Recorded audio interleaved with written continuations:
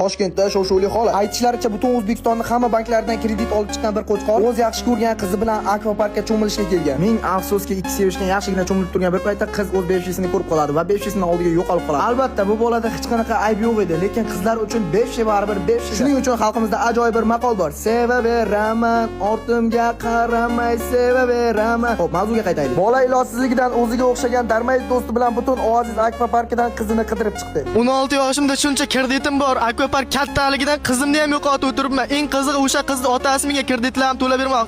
Lekin akvaparkka vaqti gap yo'q. Shuncha kreditlarim bor, lekin mana qiz topmasam bo'lmaydi. Akalar yordam beringlar, iltimos.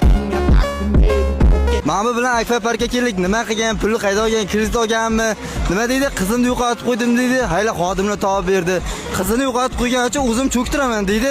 Qarochi men bilmayman, menga vaj farqi yo'q. Keldik, basinga cho'mildik. Oasis akvaparki menga vajsi yo'qdi.